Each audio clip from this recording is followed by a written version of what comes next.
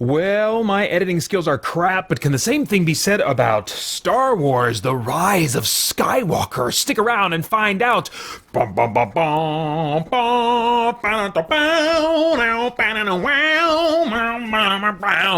Dude, it's done. This is it. This is the end.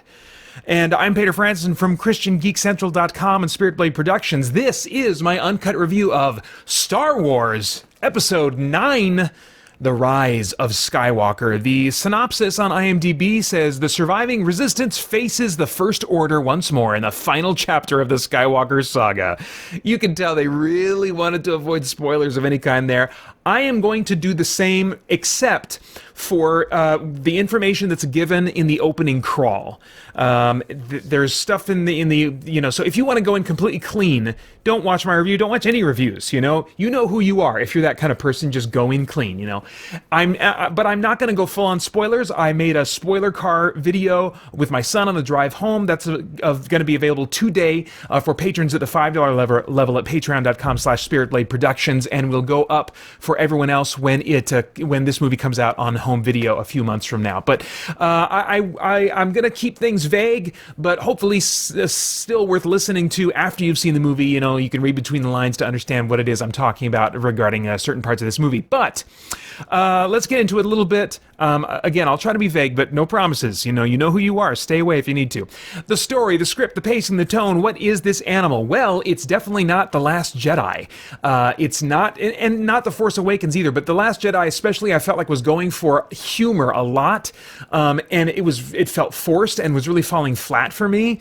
It was really sucking the tension out of moments, yanking the carpet out from under some potentially cool moments, and just trying to subvert expectations. But all the ways that movie was really kind of a disappointment to me, this movie was not. It maintained a very serious tone. It's not that it didn't have humor. It did have humor, but at least to me this time around, it didn't feel forced, Now, maybe part of that was because I was sitting with my son. This is the first time I've watched a Star Wars movie when it released in theaters with one of my boys. And so, hearing him chuckle, might have, relaxed me a little bit. I don't know. But I do think that the humor felt more natural and less like they were really trying hard to be funny. But it was more serious. There were fewer jokes, and I appreciated that because I tend to not laugh at what movie people, try to use to make me laugh. And there were more character connections, characters that I felt like had relationships that existed prior to this movie. I felt like there were, and that includes new characters that were being introduced for the first time. I was like, oh, I'm feeling more of a connection between these two characters that I've only seen together for the first time in this movie than I have with other characters, in the past movies of episodes 7 and 8, at least.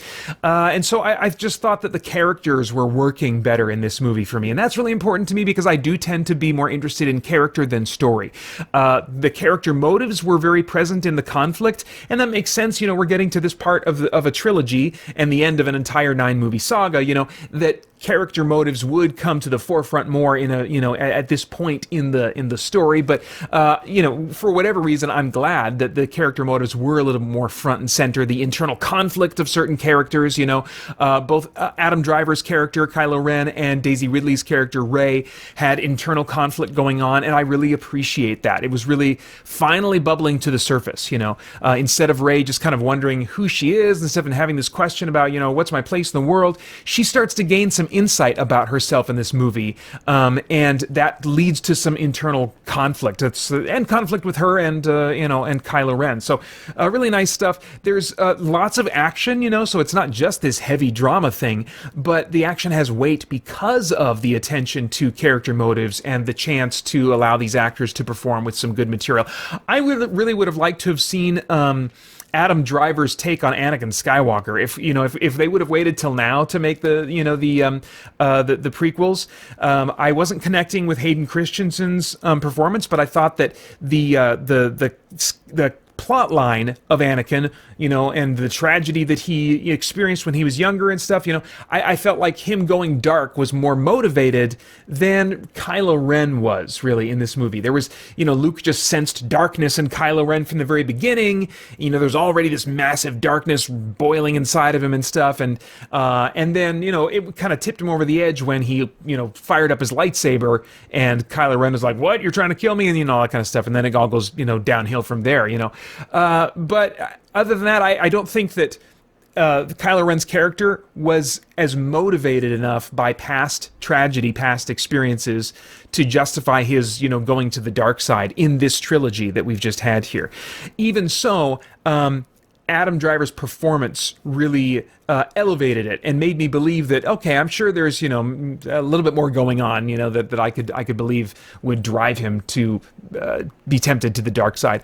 There's some nice fan service for all 8 movies, but I mean, they're not really going nuts on that, but they're trying to just now and then, like a line here and there will be echoed from the original trilogy or from the prequels, and so you can tell that they are kind of trying to bring it, I don't want to say bring all the plot lines together, because it's not something that's like heavily, equally about the Anakin Skywalker story and stuff like that. But they are trying to just basically make this an end to the entire Skywalker saga, And as is mentioned in the opening crawl, the Emperor has returned. The nature of that return is not clear in the opening crawl. That's kind of played out in the rest of the movie. But I will say that the Emperor, in the state that he's in, and as he is portrayed, is this great threat. He's a great evil, And after Snoke getting the rug yanked out from under him unceremoniously, it was really important that they bring in a threat that could replace him and justify him being such a wasted character in the last movie, And I feel like this was the only way to go, to make good on that. And they don't, I think going in, I was like, man, there's a lot of questions I want answered. I want to know, where is Snoke from? What's his deal? And there are some suggestions about the nature of Snoke in this movie that could potentially fill out his backstory a bit, but they don't answer all the little questions that I had after Last Jedi, like the reflection vision that Rey had, where she was seeing a bunch of reflections of herself. Fans were endlessly speculating about what all that could mean and stuff like that. Well, if they were going for something, some symbol in that, it wasn't clear to me in that movie, and it is not, validated or carried through, in this movie. I feel like the script in this story was trying to make the best of a bad situation. Now, I don't know if that's how they felt when they were writing the script, but that's what it seemed like to me. It seemed like, after The Last Jedi being a seemingly directionless type of story, they were like, okay, there was a misstep with the last movie. We need to correct what we can of that, ignore what we don't have time to correct, and just try to make this a satisfying end to the entire trilogy. And that's a shame. I think ultimately the story that this could have been is limited by the fact that there were kind of like things they felt like they had to make up for or tie together or whatever from previous movies, and in particular The Last Jedi and maybe even The Force Awakens to some degree, But I think that the story does still do a good job of closing off the Skywalker saga, and I'm really interested in seeing what will come next. But given what a great, massive threat the Emperor was in this story, I think they need to probably have a breather for a while and come up with a really good, original, unique idea for the next Star Wars movie that's going to involve Jedi and stuff like that. And so I think right now we should take a break from Star Wars, give them like 5 years, still do Mandalorian and the Obi-Wan TV shows, still have Star Wars video games and other Star Wars things out there. But as far as movies go, I think they'd be wise to say, let's take 5 years and really marinate a great new, fresh direction for the franchise. Now that we've kind of sunsetted the original cast and the Skywalker saga and stuff, we can move on to something that's really unique and original. And so this movie, in its tone, felt like a great starting point for what I would like Star Wars movies to be in the future, to be allowed to be dramatic. Yes, to have humor. Yes, I understand that they're designed to appeal to families as well. I think that as long as you're not talking about really young kids, this movie still really does appeal to families. My son is 12 years old, and even my younger son, who just turned 9 a few months ago, I think he would enjoy this movie. It wouldn't be too dark for him. Maybe there'd be some things. The Emperor, the way they portray him, is really, really cool visually, really striking in terms of what they do with lighting and stuff. But I think that a good number of 9-year-olds would be okay with this movie too. So I think it still is friendly to a lot of families, but not to all families. And that's really where I want Star Wars to be. Is not friendly to all families, just friendly to a lot of families with maybe kids that are in their tweens and teens. Okay, so that's. Let's talk about the performances just briefly. I thought the performances were great. The standouts to me were Adam Driver and Daisy Ridley. Daisy Ridley in particular, I was really connecting with her emotionally, what she was kind of portraying and going through. Adam Driver, I felt that way through all 3 of the movies, but in this movie I really felt like they were giving some more context to his emotions in the script that even more helped me to buy into and feel what I was supposed to feel because of his performance. So I think that those 2 actors may have been giving me the most enjoyable and engaging performances in all of the Star Wars films. I'd have to think about that, but that's my gut reaction right now.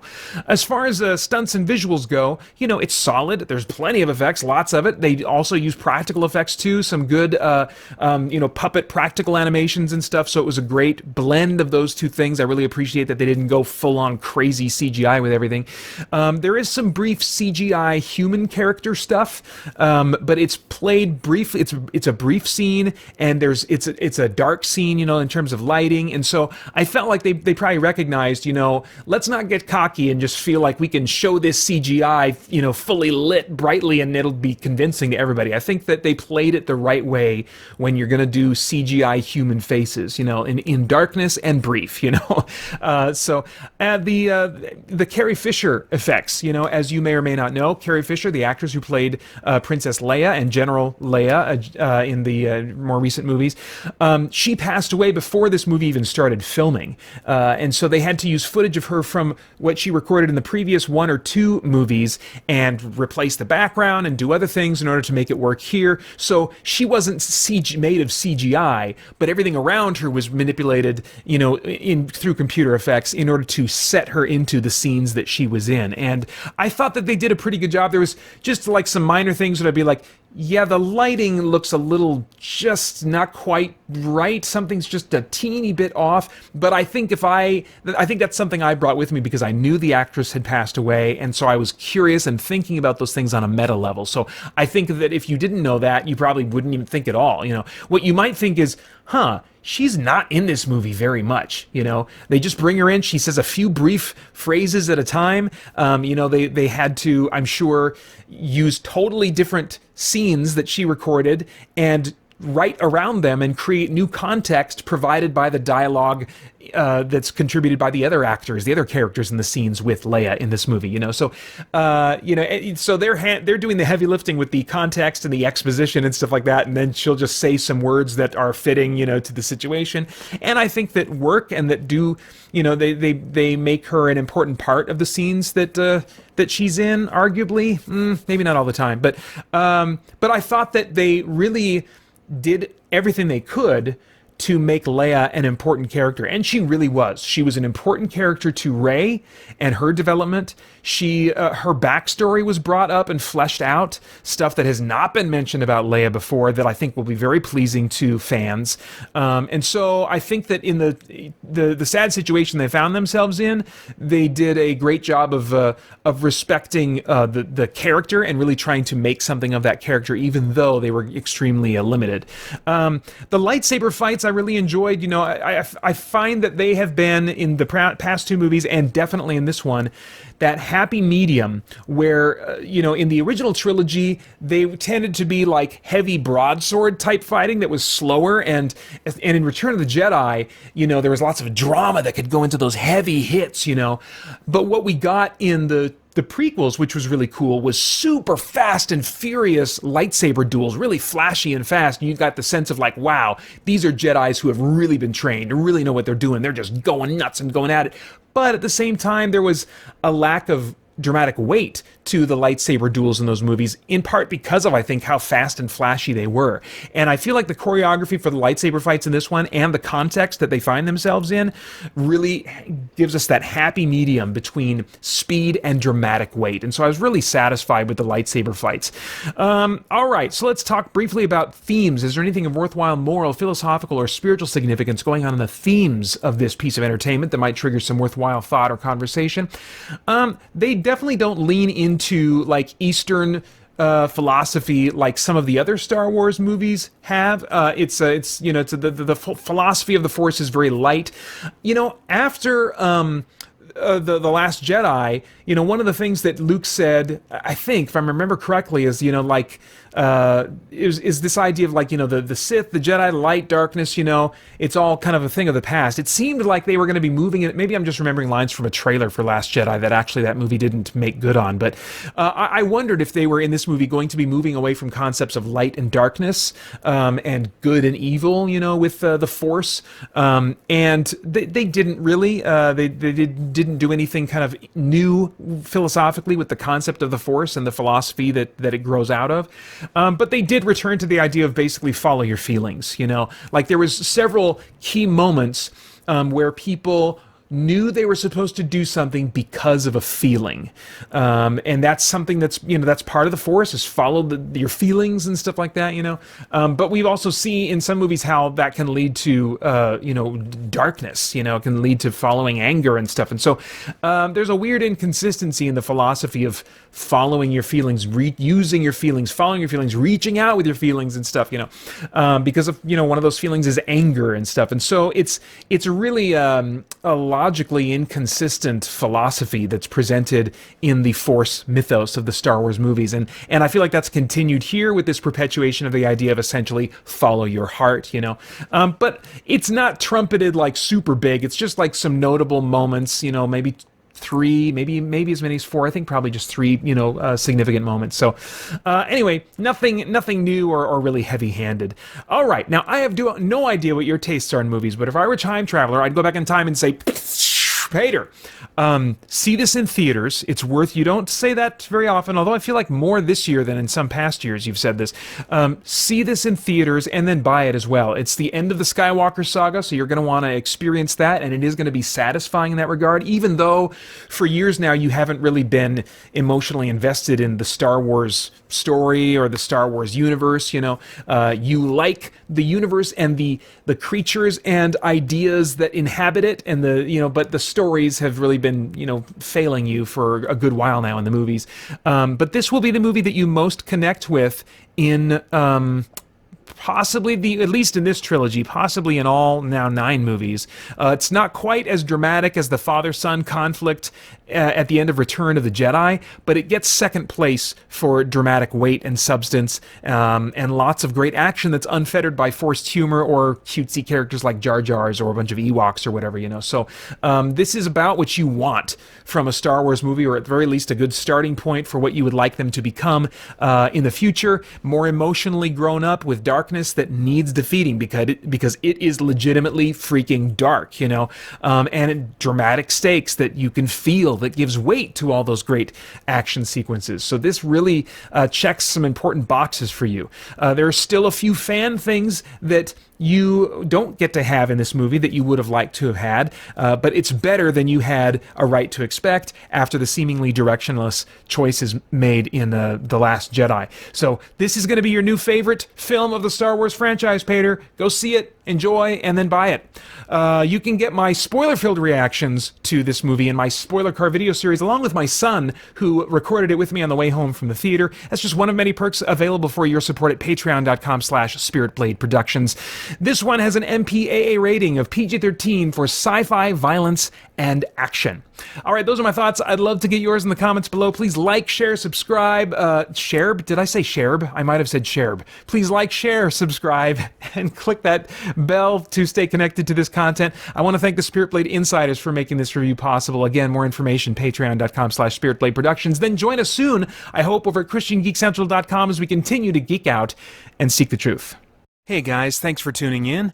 We've got a ton going on here at Spirit Blade Productions and Christian Geek Central, including our in-depth Bible study for geeks, movie, game, and other entertainment reviews or commentary, live streams, Christian geek news, original audio dramas, and tons more. And on top of all that, you can become a Spirit Blade insider with an influential voice and get access to exclusive content and rewards.